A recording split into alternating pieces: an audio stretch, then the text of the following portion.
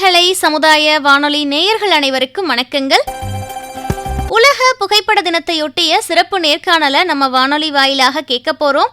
இந்த நேர்காணலில் தன்னுடைய புகைப்படங்கள் குறித்த அனுபவங்களை சுவாரஸ்யமாக பகிர இருப்பவர் புகைப்பட கலைஞர் பாலாஜி வெங்கடேஷ் அவர்கள். இவர் தேனி மாவட்டத்தை சேர்ந்தவர். BA ஆங்கிலம் முடித்த பட்டதாரியாக இருக்கும் இவர் சொந்தமாக ஸ்டேஷனரி ஜெராக்ஸ் கடையையும் பள்ளி மற்றும் கல்லூரி முடித்த மாணவர்களுக்கு கிஷ்கிந்தா டியூஷன் சென்டரையும் நடத்தி வருகிறார். இவருடன் நேர்காணலில் இணைந்து சந்தித்து உரையாடுபவர்கள் முனைவர் சி. சுமதி அவர்கள் மற்றும் நம் அழகப்பா பல்கலைக்கழகத்தில் முனைவர் பட்ட ஆய்வாளர்களாக பயணிக்கும் கார்த்திக் மற்றும் சிவராம் அவர்கள். வாங்க நேயர்களே, நம்ம நேர்காணலை கேட்டு ரசிக்கலாம்.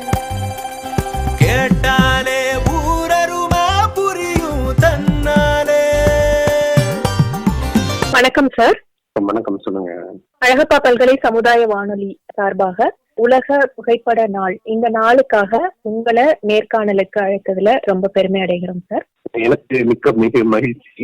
இதுல பங்கு பெற ரொம்ப மகிழ்ச்சி சார். இந்த புகைப்பட கலை இதுல உங்களுக்கு ஆர்வம் எப்படி வந்து? சாதாரணமாக எல்லா அழகியலா நாங்க ரசிக்கிறது ஒரு இயற்கை தான். அது மாதிரி சின்ன வயசுல எனக்கு எல்லாமே நான் ரசிப்பேன். அப்படி எங்க பக்கம் இருக்க இயற்கையை முதல் ரசிச்சுட்டு இருந்தேன்.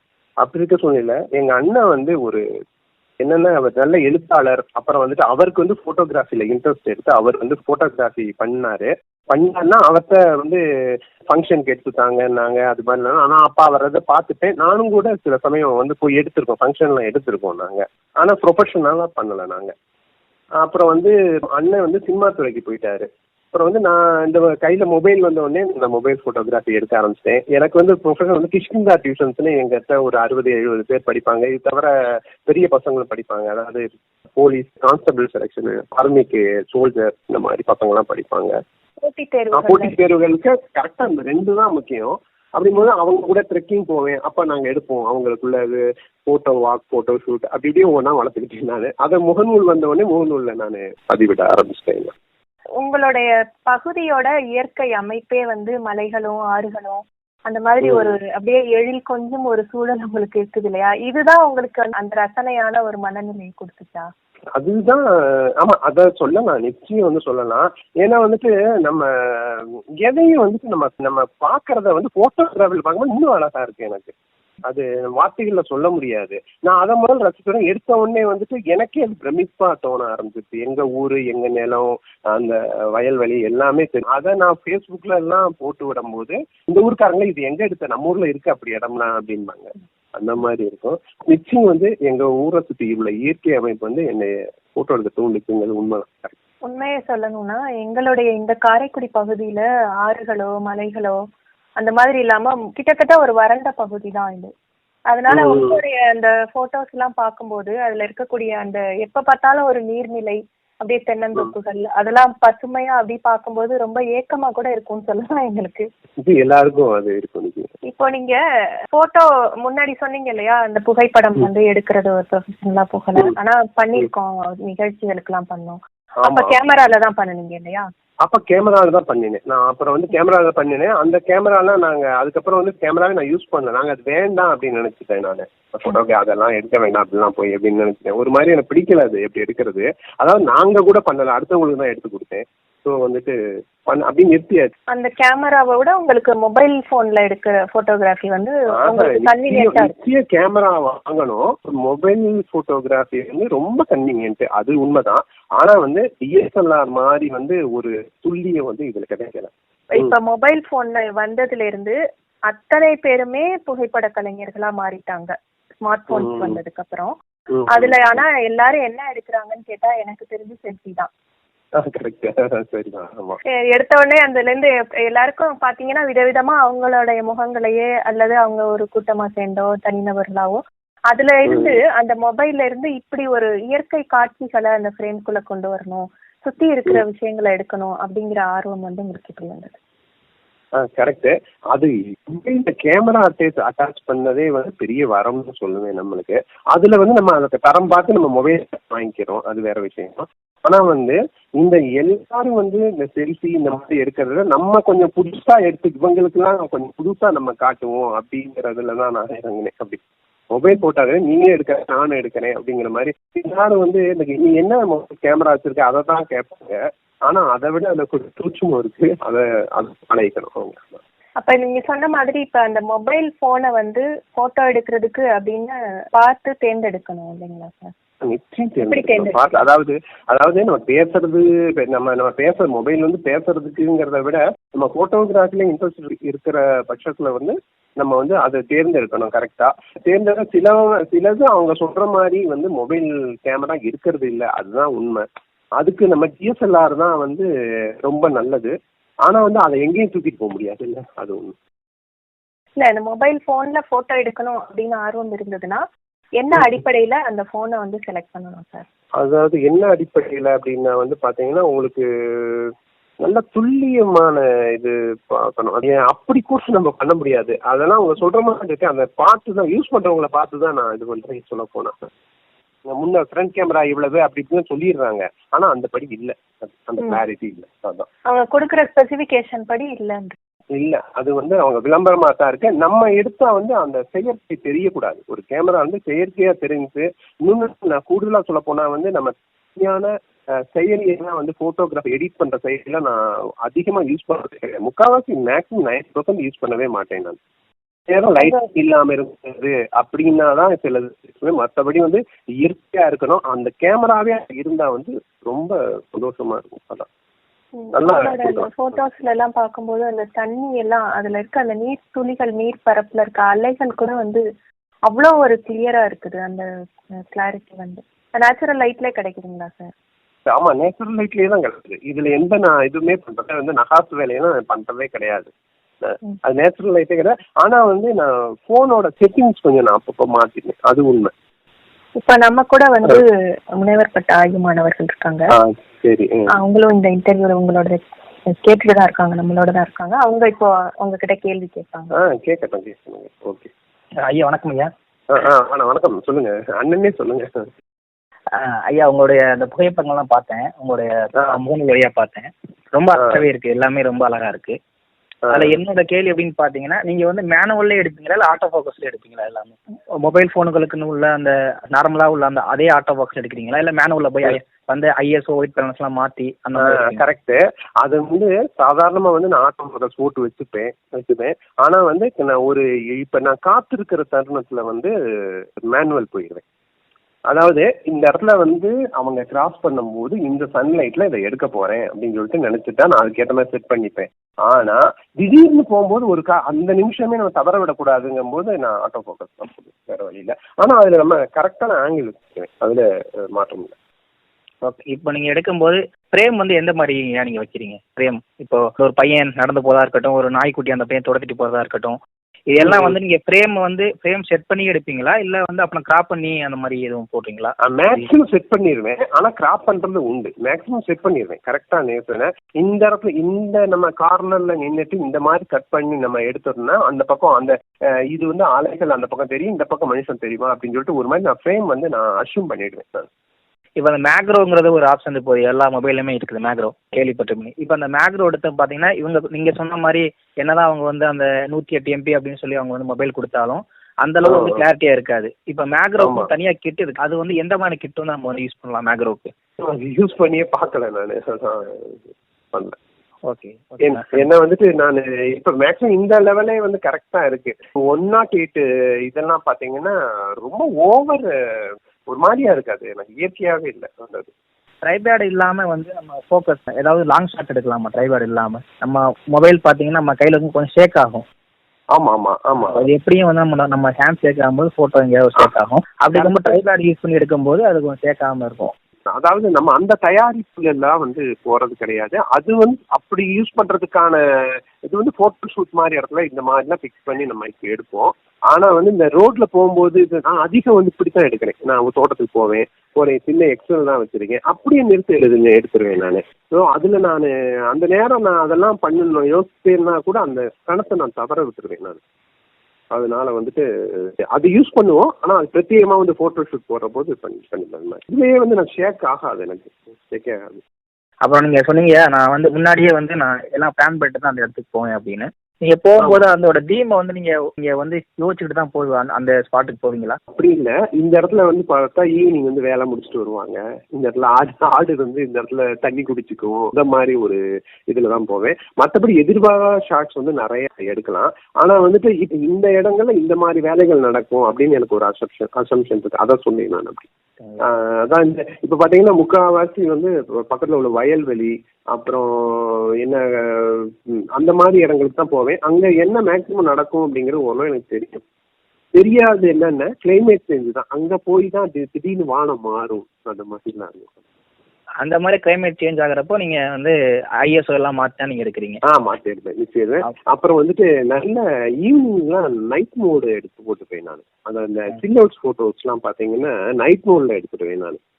ஆமாங்க, பார்த்துருக்கேன். அது ரொம்ப நல்லா இருக்கும். நீங்கள் எடுத்தீங்கன்னா பார்த்தீங்கன்னா தம்பி செமையாக இருக்கும். அந்த மாதிரி இருக்கலாம். நீங்கள் பார்த்தீங்கன்னா அந்த மொபைலில் இருக்கிற வசதியை மேக்ஸிமம் யூஸ் பண்ணிடுவேன் நான். டிஎஸ்எல்ஆர்ல நம்ம எடுத்தோம்னு வச்சுக்கோங்களேன், இதை விட துல்லியமாக எடுக்கலாம். ஆனால் அதுக்கு ரொம்ப நம்ம தயாரிப்பு மெனக்கடல் ஜாஸ்தி. நம்ம தினம் மொபைல் கேமரா எடுத்துகிட்டு போகணும். ஆனால் அதெல்லாம் பண்ணணும். ஏன்னா நிறைய நம்ம இருக்கு இது பண்ணணும். கண்டிப்பாங்கய்யா. ஐயா, கடைசியாக உங்களோட ஒரு கேள்வி மட்டுங்கய்யா. இப்போ இந்த காலத்துல பாத்தீங்கன்னா டிஎஸ்எல்ஆரோட தாக்கம் வந்து ரொம்ப கம்மியா தான் இருக்கு.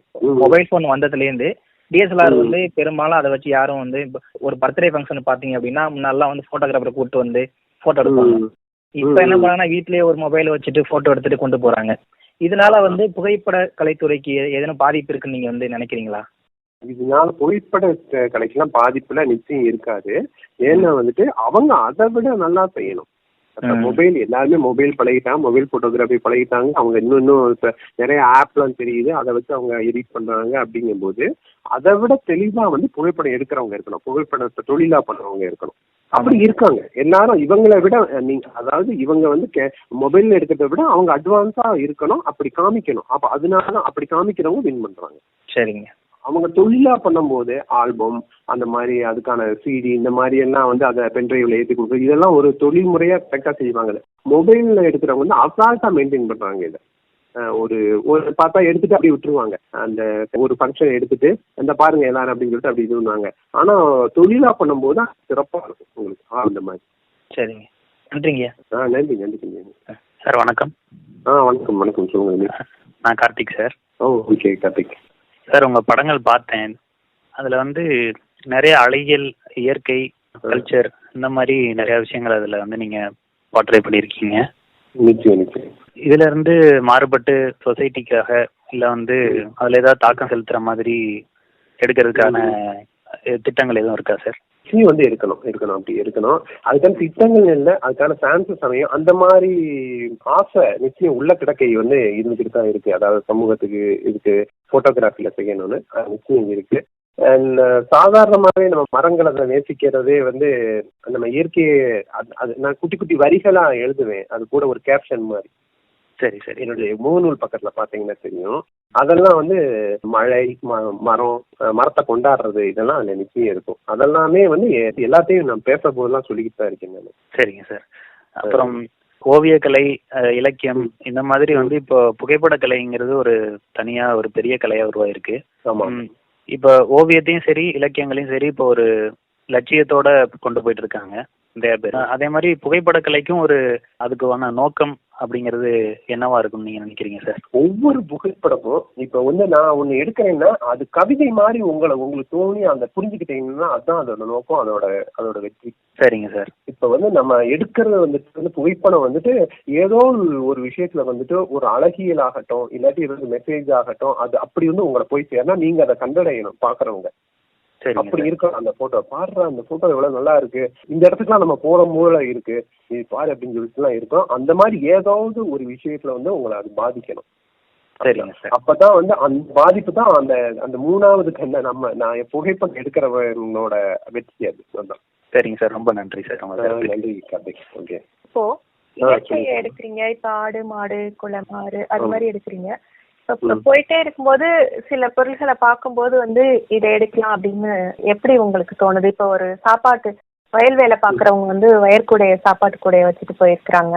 அதை வந்து நீங்க இந்த ஃப்ரேம்குள்ள கொண்டு வந்து எடுக்கிறீங்க. அதை புகைப்படம் எடுக்கணும் அப்படிங்கறது வந்து போற போக்குல தோணுமா, இல்ல அதுல போற போக்குலயே தோணும், நிச்சயம் தோணும் பார்த்தேன். ஆனா ஒரு விஷயம், நம்ம வந்து என்னை தவிர நிறைய போட்டோகிராஃபரை பாக்குறேன். அவங்க வந்து இப்படி எடுத்திருக்காங்க, இதை விட மாறுபட்டு எடுத்திருக்காங்க. அதெல்லாம் பார்க்கும்போது எனக்கு அந்த ஒரு இதா என்னன்னு தெரியல, இது ஒரு குறிப்பிட்டு ஒரு டிஃபரெண்டா ஒரு வித்தியாசமா தெரியும். அந்த சோறு கூட வச்சிருக்கு, இந்த வித்தியாசமான கோணத்துல இதை எடுக்கலாமே அப்படின்னு சொன்னாங்க. அது வந்து ஒரு எமோஷனல் பாண்டிங்கா கூட மக்களை போய் சேரணும், அவ்வளவு பிடிச்சி போயிடும் அந்த மாதிரி. அது மாதிரி சேரும். ஆனா அந்த மாதிரி நான் நினைக்கல. ஆனா எனக்கு தோணி அப்படி எடுத்ததுன்னா நல்லா சக்சஸ்ஃபுல் ஆயிடும். ஆமா, அது கிட்டத்தட்ட வந்து ஒரு பக்க கவிதையாவோ இல்ல ஒரு சிறுகதையாவோ சொல்ல வேண்டிய ஒரு விஷயத்த கூட அந்த பின்னணியில ஒரு ஒயர்கூடைய வச்சுட்டு பின்னணியில போய் வேலை பாக்குறாங்க அப்படிங்கிறது வந்து எத்தனையோ ஒவ்வொருத்தரோட பார்வையிலயும் ஒவ்வொரு படைப்பா அது மாறுது. ஆமா ஆமா ஆமா ஆமா ஆமா ஆமா. சின்ன சின்ன அந்த மாதிரி நீங்க சொன்ன மாதிரி புகைப்படத்தோட கவிதைகள் பதிவிடுறீங்க இல்லையா? கொடிய சென்றதும் காற்று வந்ததா, காற்று வந்ததும் கொடிய சென்றதாங்க மாதிரி கவிதைக்கேற்ற புகைப்படம் எடுக்கிறீங்களா இல்ல அந்த புகைப்படம் எடுத்ததுக்கு அப்புறம் அந்த வரிகள் எழுதுறீங்களா? புகைப்படம் எடுத்த அப்புறம் தான் வந்து அந்த வரியே எனக்கு தோணுது. அப்படி தோணுன்னு எனக்கே அது ரொம்ப பிடிக்குது. ஆஹா அப்படின்னு சொல்லிட்டு அந்த மாதிரி அது பாத்தீங்கன்னா எல்லா இடமுமே வந்து நம்ம போட்டோ எடுக்கிறது எழுதுறதையும் தூண்டுறது வந்து எனக்கு என்னை கேட்டா வந்து இயற்கை தான் பாத்துக்கோங்க. நான் வந்து எங்க தோட்டத்துக்கு போவேன். நான் போயிட்டு இருக்கும் போது வந்து அடிக்கடி வந்து எங்க தோட்டத்துல அக்கா குருவிகள் வரும். அக்கா குருவிகள் வந்து அப்படி இப்படி கத்திக்கிட்டே இருக்கும். எனக்கு வந்து அதை வந்து போட்டோ எடுக்கிறதுக்கு வந்து அவ்வளவு அழகா இருக்காது. இருந்தாலும் வந்து சும்மா எடுப்பேன். ஆனா அது ஏன்னா மறுநாளும் அதே மாதிரி வந்துட்டு இருந்தது. மறுநாள் அதை வச்சுட்டு போஸ்ட் கொடுக்குற மாதிரி வருது அப்படின்னு சொல்லிட்டு அதுக்கப்புறம் பார்த்தா கொஞ்சம் தானியங்களை சிதறி விட்டேன். அதை வந்து கொட்ட ஆரம்பிச்சுட்டேன். அப்புறம் வந்து அடுத்த நாள் வந்து என் கையிலேயே வாங்கிக்க ஆரம்பிச்சு. நான் போனா வந்து என் தலைக்கு மேல வந்து பின்னாடியே வரும். என் தலைக்கு மேல ஒரு 4-5 குருவி வரும். அங்க போனா 50 குருவி ஆயிரும். எங்க தோட்டத்துல நான் நிறுத்தின ஒண்ணு அந்த மாதிரி இருந்துடும். அது இது பார்த்தா நான் ஜஸ்ட் வந்து ஒரு போட்டோ எடுத்ததோட விளைப்பாங்க நினைச்சிருக்கேன் பாடுறா அப்படின்னு. இப்போ பாத்தீங்கன்னா சார், இந்த போட்டோ எடுக்கணும் அப்படின்னு சொல்லிட்டு அதுல வந்து நிறைய பேர் மொபைல் போட்டோ எடுக்கிறோம் அப்படின்னு சொல்லிட்டு ஆறு இல்லைன்னா மலை முகத்துல எல்லாம் போய் அந்த ரொம்ப ஆர்வ கோளாறா போய் அதுல ஆபத்துல சிக்கிக்கிறவங்க அதிகமா இருக்காங்கன்னு செய்தி. ஆமா ஆமா ஆமா. அதுக்கு என்ன சொல்ல விரும்புறீங்க அவங்களுக்குலாம்? உண்மையிலேயே நம்ம ஆசை, நம்ம ஆர்வம் வந்து கண்ணை மறைக்க கூடாது. அதை முதல்ல கவனமா வச்சுதான் வந்து போட்டோகிராஃபி பண்ணணும். நிச்சயம் இந்த ரிஸ்கான இதை வந்துட்டு நம்ம அது தவிர்த்துறதே நல்லது. அப்படி பார்த்தா எங்க ஊர் ஆறுகளுக்கு பக்கத்துல அவ்வளவு தண்ணி போகும். பக்கத்துல எடுத்தா நல்லா தான் இருக்கும். ஆனா அப்படி போனா நம்ம நிச்சயம் வந்து ஆபத்துல மாட்டிக்கிறோம். அதனால மொபைல் போட்டோகிராஃபி எடுக்கிறவங்க வந்து நிச்சயம் வந்து இது மாதிரி ஆபத்துக்களை தவிர்க்கிறது நல்லது. ஆர்வ கோளாறுல செஞ்சிடக்கூடாது போட்டோ எடுக்கிறீங்க. இது வந்து சமயங்கள்ல வந்து இது ஒரு சில பேருக்கு வந்து இது ஒரு அடிக்ஷன் மாதிரி கூட இருக்குதுங்க இல்லையா? நான் எத்தனை பேர் வந்து இத லைக் பண்ணாங்க அந்த மாதிரி இந்த சோசியல் மீடியால இருக்கும்போது ஒரு போட்டோ நமக்கு எடுக்க தெரியுது அப்படின்னா அதை வந்து எடுத்து அதை வந்து போஸ்ட் பண்ணதுக்கு அப்புறம் இதுல எத்தனை பேர் லைக் பண்ணிருக்காங்க, கமெண்ட் பண்ணிருக்காங்க, அந்த மாதிரி ஒரு அந்த அடிக்ஷனுக்கு வர்றதுக்கான வாய்ப்புகள் நிறைய பேருக்கு இருக்குது இல்லையா? நீங்க எப்படி அந்த டைம் மேனேஜ் பண்றீங்க? கரெக்ட். அதாவது போட்டோகிராஃபி எடுக்கிறதுக்கு வந்துட்டு நான் இந்த பயணங்களை தான் நான் அதை வச்சுக்கிறேன். நான் இப்ப தோட்டத்துக்கு போறோம் அப்படிங்கும் போது போட்டோ எடுக்கலாம். அது தவிர வந்துட்டு இது அங்கேருந்து நான் ஸ்டார்ட் பண்ணுவேன் ஒரு 1/2 மணி நேரம் அந்த மாதிரி. அப்பதான் எடுப்பேன். மிச்ச நேரம்லாம் வந்து வாய்ப்பு இல்லை, இந்த மாதிரிலாம் எடுக்கிறதுக்கு வாய்ப்பு இல்லை. ஏன்னா வந்து நான் ரோட்லயோ வீட்லயோ அதிகம் எடுக்க மாட்டேன் போட்டோஸ்ல. வீட்லயோ கடையிலயோ எங்க டியூஷன்லாம் இருக்க முடியும். ஏதாவது விழா அந்த மாதிரினா தான் எடுப்போம் நாங்க. அதனால வந்து நிச்சயம் வந்து அந்த மாதிரி வாய்ப்பு இல்லை. வேற அந்த எப்ப பார்த்தாலும் அந்த சிந்தனை இருக்க கூடாதுதான். கரெக்டா மார்னிங் ஈவினிங் இந்த மாதிரி டைமிங் இருக்க. நம்ம வெளியூர்ல எக்ஸல்ல போறதுனால பக்கத்துக்குள்ள ஊருக்கு ஒரு 10 கிலோமீட்டர் 15 கிலோமீட்டர் எக்ஸல்லே போவேன். அப்ப வந்து வாய்ப்பு இருக்கு, இப்ப எடுத்துருவேன். ஏன்னா வந்து அப்ப நிறைய நம்ம வழியில வந்து காட்சிகளை பார்ப்பேன். இப்பயும் வந்து அதனால அதை இப்போ உங்களுடைய புகைப்படங்கள்ல இருக்கக்கூடிய மனிதர்கள் எல்லாருமே ஒப்பனைகளற்ற அன்றாடங்கள்ல அவங்களுடைய பணிகளை செய்யறவங்களா இருக்காங்க இல்லையா? இவங்க இப்ப அப்படி நடந்து போயிட்டு இருக்காங்க, வயல்ல வேலை செஞ்சுட்டு இருக்காங்க. நீங்க போய் புகைப்படம் எடுக்கும் போது அவங்க வந்து அந்த இயல்பு நிலை மாறும் இல்லையா? அவங்க நம்மள போட்டோ எடுக்கிறாங்க. அதை எப்படி அத கொண்டு வரீங்க அந்த இயல்பு? கரெக்ட். அந்த இயல்பு நிலை மாறாம நான் ரொம்ப கேஷுவலா இருந்தாதான் நான் நல்ல போட்டோ எடுக்க முடியும். அவங்களை என் பக்கம் வந்து கவனத்துல விடவே கூடாது. அவங்கள நான் என்னை வந்து தனியா வந்து அந்த இடத்துல காட்டிக்க கூடாதுங்கிறது ரொம்ப கவனமா இருப்பேன். ஏன்னா நான் எடுத்த புகைப்படங்கள் இருக்கிறவங்களுக்கு நான் போட்டோ எடுத்ததே தெரியாது, யாருக்குமே தெரியாது. இந்த போயிட்டு வர்றவங்க மனிதர்கள் யாருமே நான் எடுத்திருக்கேன்னே தெரியாது. அவங்களா கண்டுபிடிச்சாதான் பார்த்து. அதனால வந்து நிச்சயம் அவங்க வந்து கவனச்சிதறல் ஆச்சுன்னா அந்த இயல்பு நிலை அங்க போகுது. இங்க இருக்கிற மனிதர்கள் அந்த ஷாட் எல்லாமே கேண்டிட் ஷாட்ஸ் தான்ல. கேண்டிட் ஷாட் தான், அவங்களுக்கு தெரியவே தெரியாது. சில இது தெரிகிற மாதிரி இருக்கிறது வந்துட்டு அவங்க முன்னாடி நான் நிற்கும் போது உள்ள இது தெரியும். அவங்களுக்கான ஷார்ட்ஸ் சில எடுத்துடுவேன் அவங்க ஆசைப்படுற மாதிரி. நான் இந்த நாத்து நடுறவங்க வந்து என்ன பண்ணுவாங்க, நான் எடுத்துக்கிட்டே இருக்கும்போது அவங்க இந்த பாருங்க நான் தூக்கி பிடிக்கிறேன் அப்படிம்பாங்க. அப்படி எடுத்துருவேன். அவங்க பார்க்க வருவாங்க, அப்போ நான் சந்தோஷமா காட்டிடுவேன் அந்த மாதிரி. ஆனா அது வந்து அவங்களோட ஆசைக்காக இந்த மாதிரி. அந்த மாதிரி நீங்க எடுத்த அவங்க போட்டோக்களை அவங்களுக்கே காமிச்சிருக்கீங்க இல்லையா? காமிப்பேன். ஆனா வந்து சில அதாவது நாத்து நடுவாங்க, அப்ப பக்கத்துல போய் எடுத்தா நல்லா இருக்கும் இந்த ஷாட்டு. அப்ப என்ன பண்ணுவாங்கன்னா அவங்க சந்தோஷமா அதை இது பண்ணுவாங்க, அவங்க வரவேற்பாங்க. அப்ப என்ன பண்ணுவாங்கன்னா நட்டுட்டு இருக்கிற நாத்தை தூக்கி நம்ம காலடியில போட்டுருவாங்க. போட்டா வந்து அவங்க போட்டுட்டு ஒரு குழவை போட்டுருவாங்க. அப்ப அவங்களுக்கு ரூபா தரணும், நம்ம சாதாரண அவங்களுக்கு ஒரு ரூபா தரணும். அது வந்து அது என்ன பண்ண எங்க பக்கம் வழக்கத்துல அதை நம்ம மறுக்க கூடாத இது. அது வந்து வளர்ற செல்வம் அப்படிம்பாங்க. அதாவது நம்ம கொடுக்கறவங்களுக்கும் நல்லது, அதை வாங்குறதுக்கு நல்லது. இந்த லாபம் பொலின்னு சொல்லிட்டு நல்ல புளி குழவை போட்டுருவாங்க. அப்ப வந்து நம்ம அட்லீஸ்ட் ஒரு 100 ரூபாய்க்கு கொடுக்கணும். நம்ம அந்த இதுல பாத்துக்கோங்க, எடுத்துட்டு போனோம் 100 200 நம்ம எவ்வளவு முடிச்சதுங்க. ஆனா எதிர்பார்ப்பாங்க அவங்க. அது வந்து போட்டோ எடுத்துட்டு வந்து எங்களுக்கு குழவை போட்டுருவோம் அப்படின்னு அந்த வளர்ற அந்த புலி குழவைன்னு சொல்லிட்டு ஒண்ணு அது வந்து போட்டுருவாங்க. அந்த மாதிரி இதெல்லாம் இருக்கு. அப்பனா அதெல்லாம் எதிர்கொள்ளணும். நானே சந்தோஷமா தான் இது பண்ணுவேன். ஆனா எப்ப பார்த்தா போட்டோ எடுக்கும் போதெல்லாம் கொடுக்க வேண்டி வர்ற மாதிரி இருக்கும். அவங்க பக்கத்துல போய் அவங்களோட கவனத்தை கவர்ந்து நம்ம அந்த போட்டோ எடுக்கும் போது அவங்க அதெல்லாம் எதிர்பார்ப்பாங்க. வேற ஏதாவது மறக்க முடியாத நிகழ்வுகள் ஏதாவது இந்த புகைப்படம் எடுத்ததுல அந்த மாதிரி? அப்படி மறக்க முடியாத நிகழ்வு ஒன்றும் எல்லாம் இல்லை. நிறைய பேர் ரசிக்கிறதே எனக்கு வந்து ரொம்ப பெரிய இது. ஒரு மெடல் வாங்கிற மாதிரி நினைச்சிருப்பேன். எனக்கு இந்த வண்ணதாசன் சார் வந்து என்னுடைய படங்களை எல்லாம் பாராட்டுறது, அவர் பாராட்டுவாரு. அப்புறம் வந்துட்டு நவீன்ராஜ் கௌதமன் வந்து பாராட்டியிருக்காரு சில. அப்படிங்கும்போது இந்த கவிஞர்கள் ஆசி மகிராஜ் அப்படிங்கிறவர், அப்புறம் வந்து புகைமா புகழேந்தி, அப்புறம் வந்து இவர் பிரசாத் பழனிக்காளி, இப்படி நிறைய போட்டோகிராஃபர்ஸும் சின்னது ஒரு சின்ன கமெண்ட் கொடுத்தா கூட எனக்கு ரொம்ப சந்தோஷம். அதை கொடுக்குறாங்க. அந்த மாதிரி விஷயங்கள்லாம் எனக்கு சந்தோஷமா இருக்கு. இப்ப இத வந்து அப்படியே மொபைல்ல எடுக்கிறத எப்படி ஸ்டோர் பண்றீங்க? டிஜிட்டலா தான் வச்சுக்கிறீங்களா இல்ல ஹார்ட் காப்பியா எடுத்து அந்த மாதிரி ஃப்ரேம் பண்ணிடலாம்? அப்படி போய் பார்க்கல. நான் அப்படியே நான் சேவ் பண்ணி வச்சிருக்கேன். வச்சிருக்கேன். அது போட்டு கண்காட்சி வைக்கிற மாதிரி ஐடியா இருக்கு. அது எப்படியும் வந்து ஒரு டிஎஸ்எல்ஆர் கேமரா வாங்கணும்னு நினைச்சிருக்கேன். ப்ரொஃபஷனல் நிறைய பேர் வந்து எனக்கு என்னுடைய புத்தகத்துக்கு அட்டைப்படம் நீங்க தயாரித்து தரக்கூடாதா அப்படின்னு கேட்கறாங்க. அப்புறம் சில நிறுவனங்கள் வந்து தன்னுடைய கேலண்டர்ஸ்க்கு நீங்க படங்கள் தாங்கங்கிறாங்க. இந்த மாதிரி கொஞ்சம் எனக்கு என்கொயரிஸ் வர ஆரம்பிச்சிருக்கு. ஸோ அவங்களுக்குலாம் நான் வந்து மிக சரியான துல்லியமான படங்களை கொடுக்கணும். அதுவும் ஒரு ஐடியா இருக்கு எனக்கு. இதுதான் சேவ் பண்ணி வச்சிருக்கேன். ஒரு கண்காட்சியா வைக்கணும் நிச்சயம். ஏன்னா சின்ன கேப்ஷனும் போட்டு அது மாதிரி என்னுடைய நண்பர்கள்லாம் சொல்லி அது படி செய்யணும்னு நினைச்சிருக்கேன். இப்படி ஒரு காலத்தை ஒரு சட்டத்துக்குள்ள உரைய வைக்கக்கூடிய ஒரு கலையை வந்து அடுத்த கட்டத்துக்கு எடுத்துட்டு போறீங்க இந்த மொபைல் போட்டோகிராஃபி மூலமா. உங்களை இந்த அழகப்பா பல்கலைக்கழக சமுதாய வானொலிக்காக சந்திச்சதுல ரொம்ப மகிழ்ச்சி சார். எனக்கு ரொம்ப மகிழ்ச்சி. நான் வெளியில வந்து அதிகமா ஒரு பேட்டியோ இதெல்லாம் நான் அவ்வளவா என்னை வெளிப்படுத்த மாட்டேன். இந்த வானொலி நிலையத்தில் நான் பங்குபெற்றது ரொம்ப ரொம்ப சந்தோஷப்படுறேன். உங்களுக்கும் ஆர்ஜே காமாட்சி எல்லாருக்கும் என்னுடைய நன்றிகளை சொல்லுங்க. அந்த பசங்களுக்கும் என்னுடைய ஆசைகளை சொல்லுங்க. மிக்க நன்றி சார்.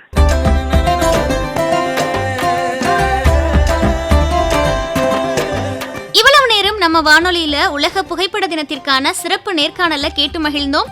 இந்த நேர்காணல்ல தன்னுடைய புகைப்படங்கள் குறித்த அனுபவங்களை சுவாரஸ்யமாக பகிர்ந்து கொண்ட புகைப்பட கலைஞர் பாலாஜி வெங்கடேஷ் அவர்களுக்கு நம்ம அழகப்பா பல்கலை சமுதாய வானொலியின் நன்றிகள்.